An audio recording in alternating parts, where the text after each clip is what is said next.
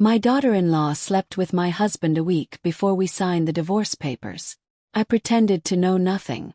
At the meeting, the lawyer handed me a document denying my rights.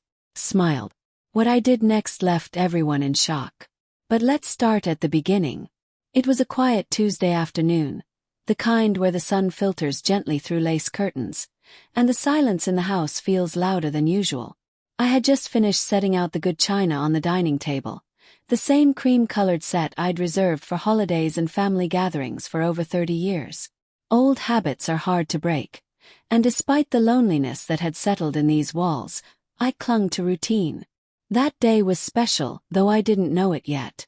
I was preparing for someone unexpected. The call came that morning.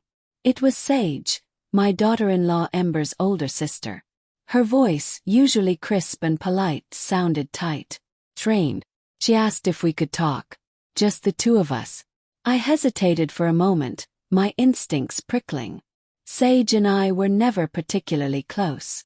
We were cordial during holidays, shared a few polite compliments over the years, but we weren't the kind of family that shared secrets. Still, something in her voice made my stomach twist. I agreed. She arrived looking pale and shaken. Her perfect makeup was slightly smudged, and she clutched her purse like it was shielding her from the world. I welcomed her with a warm smile, despite the unease creeping into my chest. "Nain, thank you for seeing me," she said, her voice barely more than a whisper. "Of course, dear," I replied. "Come in. I made your favorite cucumber sandwiches and that lemon cake you liked so much last Easter." She sat at the dining table, her hands trembling slightly. I noticed she didn't touch the food. Something was terribly wrong. "You look like you've seen a ghost," I said gently. She looked up, and for the first time I saw it in her eyes. Something raw and terrible. "Pain, guilt, love." "Nain," she said, struggling. "I need to tell you something, and I don't know how to say it without destroying everything." My heart pounded, but my voice remained steady. "Whatever it is, we'll face it together." She took a shaky breath. "It's about Ember. And Damon." The world tilted slightly, but I kept my hands folded neatly in my lap. "What about them?" "They're having an affair." The words hit like a slap. I didn't flinch. I didn't cry. I just sat there staring as something deep inside me cracked. "I've known for weeks," she continued. "I saw them together. At that little cafe downtown, the one near Damon's office. They were holding hands. Kissing. Like lovers." I took a deep breath, the air thick and heavy in my lungs. "Are you certain?" She nodded, tears in her eyes. I confronted Ember. She didn't even try to deny it. She laughed, said it wasn't my business. And then... Sage paused, voice trembling. "She said you were old and boring. That Damon deserved better. That once the divorce was final, she'd make sure you got as little as possible." The room spun around me. 42 years of marriage. A son I'd raised with love. A daughter-in-law I welcomed into my home. And they were plotting to erase me like I'd never mattered. "She's been planning this, Nain. She married Wade to get close to the family. To the money. She's been working on Damon for months." I gripped the edge of the table to steady myself. "Why are you telling me this?" "Because it's wrong," she said, her voice breaking. "Because you've been nothing but kind to us. Because Wade doesn't deserve this. And because I can't watch Ember destroy everything good in this family." I stood and walked to the window. Outside, the garden Damon and I had planted together was in full bloom. Red roses, vibrant against the green. Everything looked perfect. But underneath, the roots were rotting. "What will you do?" Sage asked. I turned slowly, something cold and new blooming inside me. I had spent my life smoothing over problems, taking care of everyone else. But this wasn't something I could sweep under the rug. "Nothing," I said calmly. Sage blinked. "Nothing. I'm going to smile and play the loving wife. I'm going to let them think they've won. But Sage, some games require patience. And I've been patient for a very long time." Sage looked at me, her eyes filled with uncertainty. Perhaps she had expected anger or grief, or at least outrage. But instead, she was staring at a woman who had just slipped into something colder, quieter, something far more dangerous than heartbreak. "Does Ember know you came here?" I asked, sitting back down with the same composure I'd used at countless family dinners. "No. She thinks I'm at work," Sage replied, her voice small. "Good. It needs to stay that way," I said, pouring myself a cup of tea. My hand didn't shake. Something in my gaze must have unsettled her. She sat back silent now. "Can you do that for me?" "Yes." "Can you pretend this conversation never happened?" Sage nodded slowly. "But what about Wade? What about your marriage?" I took a long sip of tea. "Some battles aren't won by confrontation, dear. Sometimes you let your enemies believe they've already won. That's when they're most vulnerable." After Sage left, I sat alone in the dining room for a long time. The cucumber sandwiches sat untouched. The lemon cake, once so carefully iced, began to sag under the weight of still air and silence. I looked around at the family photos on the wall. Vacations, graduations, birthdays. All tainted now. When Damon came home that evening, I greeted him with a smile and a plate of his favorite pot roast. He didn't look me in the eye. "Long day at the office?" "Yes." He mumbled something non-committal and went upstairs to change. We ate dinner in silence. I pretended to care about his nonsense stories, nodded at the right times, smiled when expected. But I watched him like a hawk. He checked his phone constantly. He wore new cologne. He didn't touch his food the way he used to. I knew now exactly what he was doing when he claimed he was working late. That night, as he lay beside me in bed, I stared at the ceiling. They wanted to play games. Fine. Let them play. But they had no idea who they were up against. Living with betrayal is like walking barefoot on glass. Every smile I forced for appearances sliced deeper. Every "how was your day" was a performance. But I wore my mask flawlessly. 3 days after Sage's visit, Ember came over for our usual Sunday dinner. She floated into the kitchen like a polished actress. New designer dress. Overly sweet perfume. An expensive smile that didn't touch her eyes. "Nain, you look wonderful," she gushed, her voice like honey laced with poison. "I just love what you've done with the flowers." "Thank you, dear," I replied. "Wade should be here soon. Would you like a glass of wine while we wait?" "That would be lovely," she said, perching on the stool at the island like a cat waiting to pounce. As I poured her wine, she leaned in. "Actually, I was hoping we could have a little girl talk." My heart quickened, but I didn't let it show. "Of course. What's on your mind?" "I'm worried about you. About you and Damon," she said with fake concern. "There's been so much tension lately." Her hand reached across the counter, touching mine in mock sympathy. "Sometimes after so many years the spark just fades. Have you considered counseling?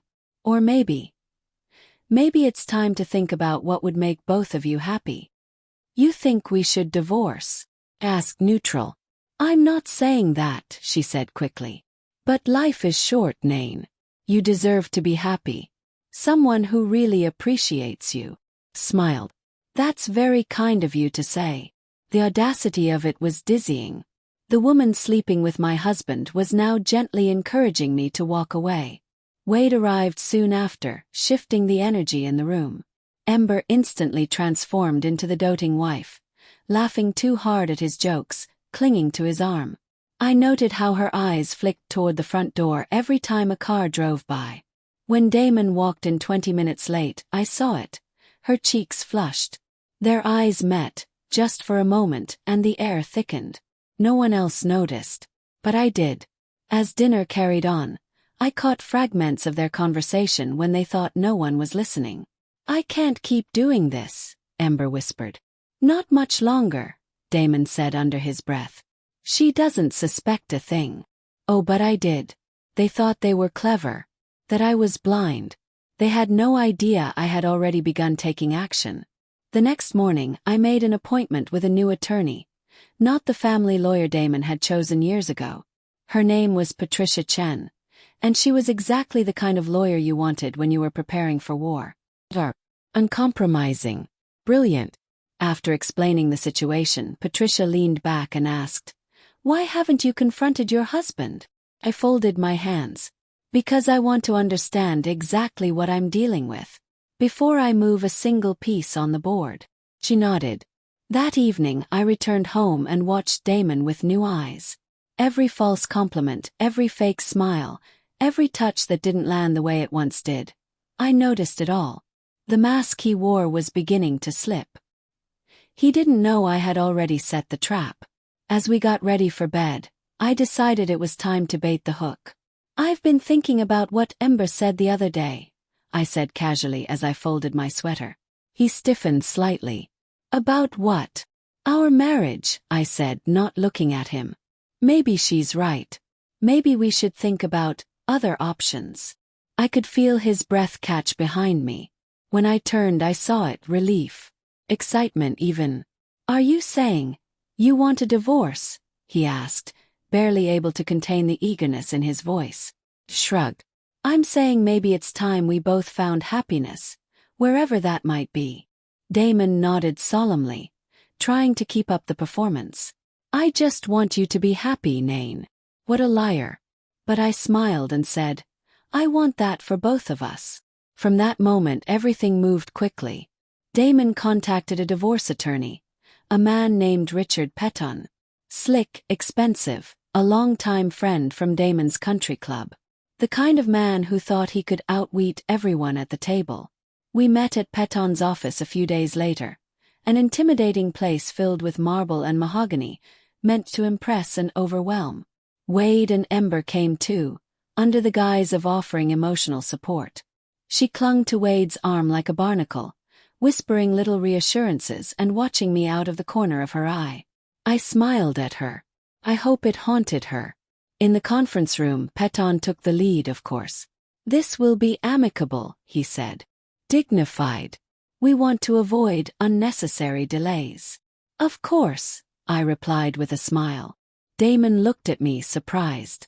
He'd expected resistance, but I gave him calm. Petton handed me a folder thick with legal language. "Your husband will retain the family home, the business, and majority assets. You'll receive the downtown condo, half the savings, and modest alimony." I read every word.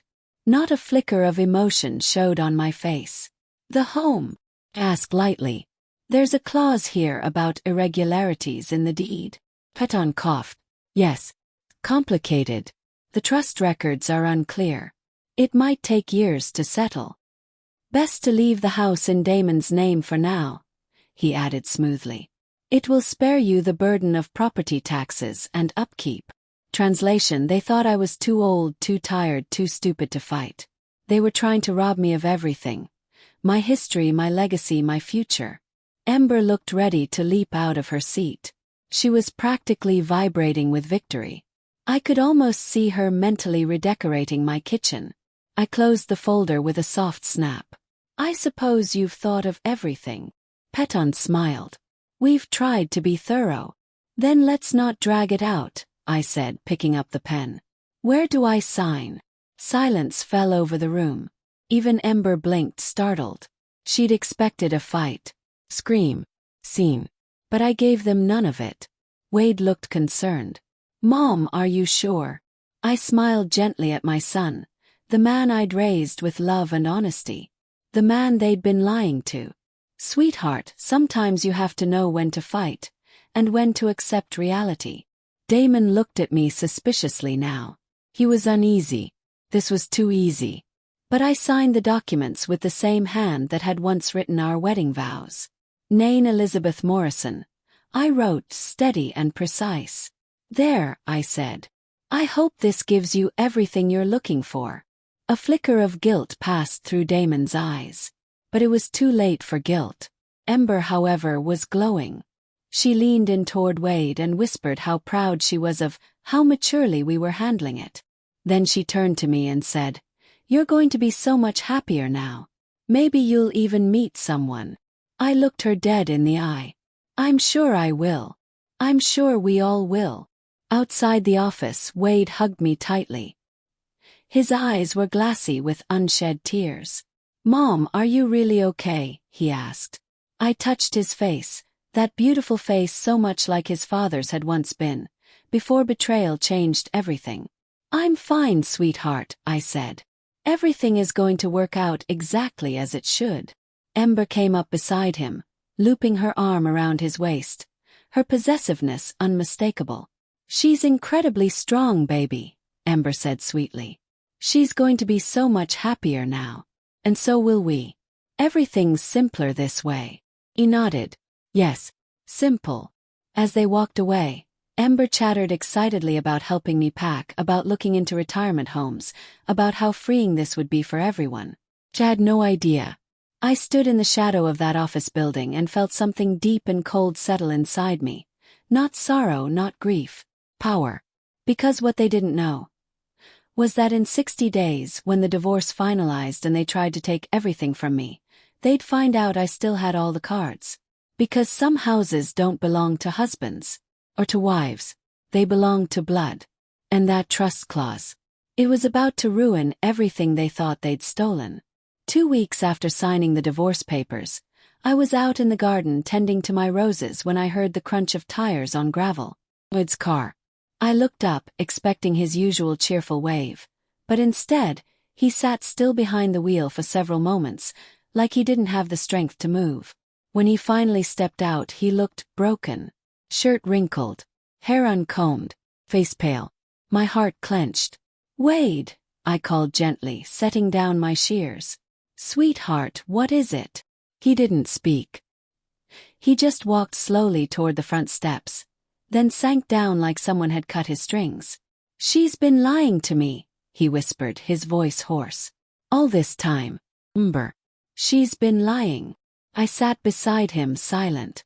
I wanted to comfort him, but more than anything, I wanted the truth to come from his mouth in his own time. "I found text messages," he said. "Hundreds. Between her and Dad." He didn't look at me, just stared at his hands like they didn't belong to him anymore. "They were planning it," he continued. "The whole thing. The divorce. The settlement. They thought they were clever. Wait until you sign the papers, then start a new life together." He laughed bitterly. "She even bragged to someone about how easy it was to manipulate both of us. Said you were too soft and I was too blind." Closed my eyes. I'd known it. I had seen it play out right in front of me for weeks. But hearing it from my son made it real in a way that punched deep. "How did you find out?" I asked. He looked at me, tears now edging his eyes. "Sage," he said. "She called me. Said she couldn't watch this happen anymore. Told me where to look." I nodded slowly. The courage it must have taken Sage to call him. "After everything. I confronted Ember this morning," Wade continued. "Showed her the messages. She didn't even pretend. Just laughed. Said I was stupid if I thought she ever loved me. That Dad could give her things I never could." His voice cracked. "I threw her out," he said, suddenly firm. "Told her she had an hour to pack and leave. She laughed again, said it didn't matter. She'd be living somewhere nicer anyway." I touched his shoulder. "I'm so sorry, sweetheart. You didn't deserve this." Wade looked up, his eyes hollow. "How are you so calm about this? Dad betrayed you too. 42 years of marriage. And he threw it all away for her." I looked at my son, this man I had raised to be kind and loyal and decent. And I knew he needed to hear the truth now. "Wade," I said gently, "there's something I need to tell you." I spent the next hour telling him everything. Sage's early warning, the quiet weeks I'd spent collecting proof, my meetings with Patricia, the clause in the trust Damon and Ember never knew existed. When I finished, he sat back in stunned silence. "You knew," he whispered. "All this time." He nodded. "I let them think they'd won. Because sometimes, the best way to beat a liar is to let them reveal just how low they'll go." He looked at me like he was seeing me for the first time. "You're strategic." I gave a sad smile. 42 years of marriage teaches you a few things, including when to fight. and when to wait. Just then, another car pulled into the driveway. It was Sage. She hurried up the steps, guilt written all over her face. "Wade, I'm so sorry," she said. "If I'd spoken up earlier." "You saved me," he said, interrupting. "You told me the truth when no one else would." I stood back and watched the two of them. The way Sage's sorrow was real, how her concern for Wade radiated from her. Where Ember had used charm like a weapon, Sage's gentleness was her strength. "Sage," I said, "you didn't bring darkness into this family. You exposed it. That takes courage." She looked at him, visibly moved. "I thought you'd hate me for this." "I could never hate the person who told the truth," I said. As the three of us walked inside, something began to shift in the air. The poison Ember left behind was beginning to fade. That evening, as we made dinner together, I watched Wade and Sage interact. Tender, awkward, familiar. Not romantic yet, but healing together. Shared wound. A shared understanding. "You know," Sage said softly as we cleaned up, "Ember always told me I was too soft. That I'd finish last." Wade looked at her. "Maybe. But being decent isn't a weakness. It just means you have to be careful who you let in." Outside, the sky began to turn gold. Inside my home, felt whole again. A few days later, a phone call changed everything. It was Damon. His voice. Panic. Furious. "What the hell have you done?" he shouted. I took a sip of coffee. "Good morning to you too. My lawyer just found out about the trust. About the clause. You knew. You knew the whole time." "Of course I did," I said calm. "It's my family's trust. You never had a claim to it. You lied." "No, Damon," I cut him off. "You lied. You seduced our son's wife. You tried to steal my inheritance. That's not a mistake. That's who you chose to become." I could hear Ember in the background, shrieking, demanding. "What do we do now?" he said, almost whispering. "You figure it out," I replied. "You're both so clever, remember?" And I hung up. Later that day, Wade and Sage showed me a manila folder filled with documents they found in Ember's things. Forged insurance papers with my name, a copy of my grandfather's will marked with notes, even a private investigator's report on my health and schedule. She wasn't just planning to rob me. She had taken out a life insurance policy. She forged my signature. "Take this to the police," I told Wade, my voice steady. "That's a felony." He nodded. "Already did." And then Sage said something I'll never forget. "There's something else. Ember did this before. Our Aunt Eleanor died 2 years ago. Ember was helping with her medication. After she died, Ember inherited everything." A chill ran down my spine. "She's being investigated," Sage whispered. "The police may exhume Eleanor's body." And just like that, Ember and Damon were no longer just cheaters or manipulators. They were criminals. The final confrontation came fast. Damon's car rolled up the drive. Ember jumped out, fury in her eyes. She screamed about the house. About her rights. She told Sage she was jealous. She accused us of betrayal. But Wade stood tall. "You're not welcome here," he said. "This house isn't yours. It never was." Damon tried to intervene. But he looked tired. Defeated. "You did this," Ember hissed, pointing at me through the window.